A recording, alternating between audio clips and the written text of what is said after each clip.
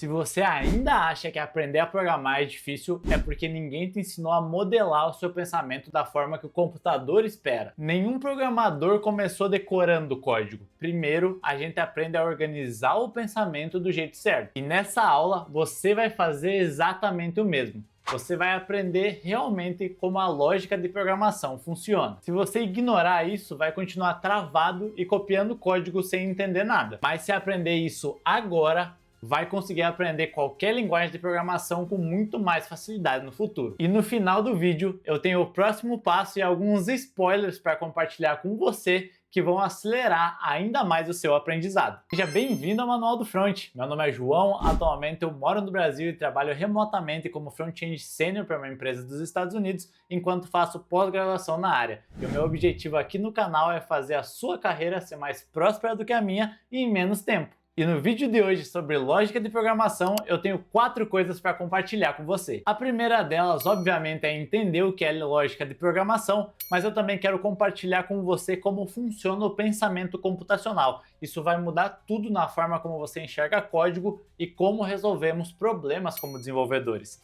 Além disso, eu vou te explicar por que isso importa. E detalhe, por que importa antes de programar.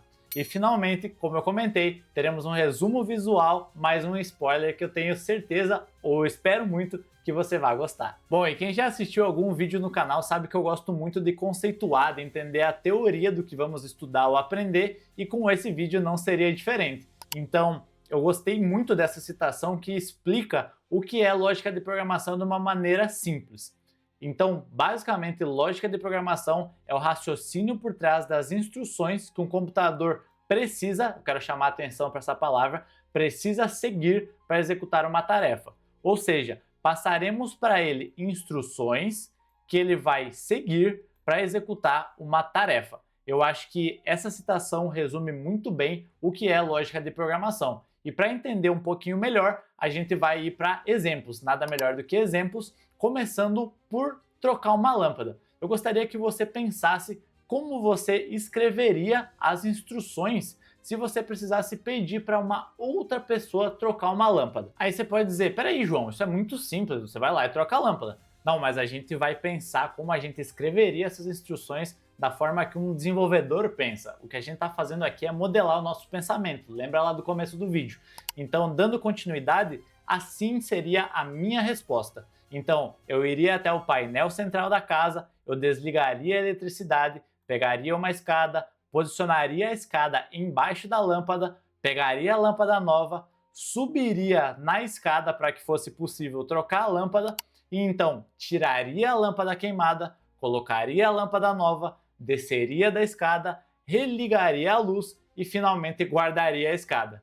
Ficou surpreso? Então vamos reforçar o que a gente acabou de aprender e eu trouxe um exemplo número 2 para você e eu gostaria que você pausasse esse vídeo por 15 segundos e fizesse o mesmo exercício se você desejasse criar instruções para uma máquina fazer seu café. Vai lá, eu tô esperando. E aí, foi? Beleza, então vamos pensar como a gente faria isso e eu acredito que você provavelmente foi numa linha de abrir o armário, pegar o café, encher a máquina de água, colocar o pó de café na máquina. Se você foi nessa linha, parabéns, você já está pegando a ideia. Se não foi, não tem problema. A gente vai entender quais são os pontos em comuns entre esses dois exemplos. E eu separaria e destacaria 3 em específico. O primeiro é a sequência, o segundo é a decisão e o terceiro é a repetição. Então perceba como em ambos os exemplos a gente teve sequências de instruções que basicamente formaram decisões e em algum momento a gente repetia isso. Ou seja, a gente tem a possibilidade de repetir esses passos e obter exatamente o mesmo resultado. E tendo entendido esse conceito, basicamente estamos aptos a entender os 4 pilares do pensamento computacional. E quando eu digo pensamento computacional, nada mais é do que adaptar, modelar o nosso pensamento à forma que se adapta ao computador. E o primeiro pilar do pensamento computacional que eu quero te explicar é a decomposição. Como você pode ver, a gente tinha um problema, que era trocar a lâmpada ou fazer café. E a gente dividiu ele, por ser um problema maior, em pequenas partes para que a gente pudesse resolver passo a passo. Isso se encaixa perfeitamente e nos ajuda a habilitar o pilar número 2, que é o reconhecimento de padrões. você consegue identificar similaridades nos problemas e basicamente utilizar as mesmas formas, ou pelo menos o mesmo raciocínio para resolvê-los. E o terceiro pilar é basicamente onde a mágica acontece. A gente chama de abstração. Basicamente é representar a vida real através do código. É aqui onde nós, como programadores, vamos adaptar a situação da vida real que precisamos resolver, vamos modelar o problema e transformar isso em linhas de código que irão resolvê-lo. E finalmente, através dos 3 primeiros pilares, a gente chega no quarto, que é o algoritmo propriamente dito, que nada mais é que uma sequência de passos lógicos que a gente escreve e estrutura para atingir um resultado desejado. E nesse momento a gente consegue fazer algo muito legal, que é voltar no nosso primeiro exemplo e identificar como aplicamos pensamento computacional. Então, basicamente, você consegue reconhecer que a gente decompôs o problema, a gente reconheceu padrões entre eles, a gente fez uma abstração, escreveu passos que se transformaram no algoritmo, que nada mais é do que essa sequência de instruções que vão nos ajudar e nos permitir chegar no resultado desejado. E aí você pode estar se perguntando, legal, João, mas eu quero saber de código, o que tem a ver esse pensamento computacional, como que a gente aplica isso na prática, ou por que isso importa? Eu não preciso disso. E aqui eu queria chamar a atenção para o motivo da gente estar estudando e aprendendo esse raciocínio, porque basicamente eu quero que você tenha menos decoreba e mais domínio. Esse tipo de conhecimento e de controle vai te permitir aprender qualquer linguagem de programação no futuro, ao invés de ficar apenas decorando ou copiando código ou fazendo as coisas com inteligência artificial sem entender exatamente o porquê, o racional por trás daquela decisão ou daquela linha que você acabou de colar. Então, novamente, para ficar um pouco mais claro, o melhor jeito são exemplos. Então eu queria fazer uma comparação aqui. Imagina que lógica de programação é exatamente igual às letras do alfabeto. Ah, mas o que você está falando, João? Basicamente, a lógica de programação é a estrutura das linguagens de programação, assim como as letras do alfabeto são a estrutura das palavras que a gente aprendeu. Então você não saiu aprendendo todas as palavras juntas. Em algum momento você estudou as letras para saber que elas, em conjunto, formam palavras, certo?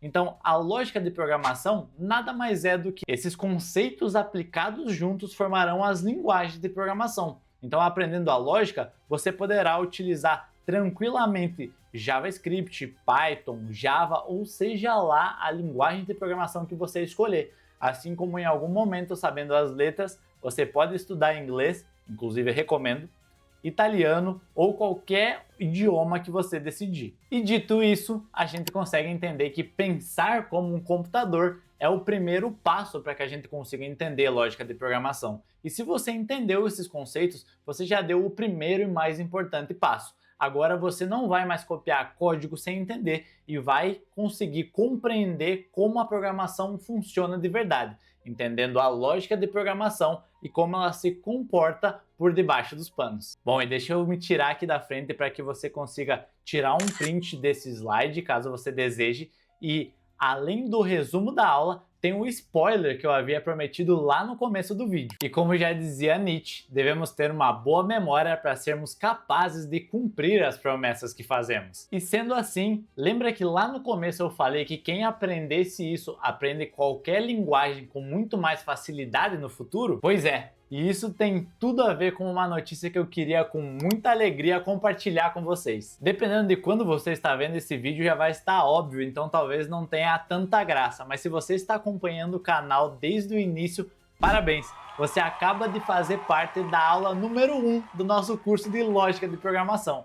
O que era para ser só um vídeo se transformou em um curso e eu pretendo trazer entre 8 e 9 aulas para compartilhar com você e ajudá-lo a aprender lógica de programação do jeito que vai te ajudar na sua carreira. E a partir da próxima aula, vamos começar a colocar a mão no código de verdade. E por isso, o assunto será variáveis. Nessa aula, eu vou usar uma das abordagens que eu utilizo com os meus mentorados iniciantes, porque ela dá resultado de verdade. E entenderemos o que são variáveis e por que elas são essenciais, os tipos de dados mais comuns e faremos exemplos práticos com Portugal, para que não tenhamos a barreira do inglês nem de nenhuma linguagem de programação real ainda com desafios simples para você fixar o conhecimento que você irá adquirir. Essa é a base para tudo que vem depois, desde condicionais, laços, até o desenvolvimento de apps e jogos. E se você curtiu essa primeira aula, já deixa o like e se inscreve aqui no canal, porque essa é a primeira série de vídeos em formato de curso totalmente gratuito que eu faço aqui no YouTube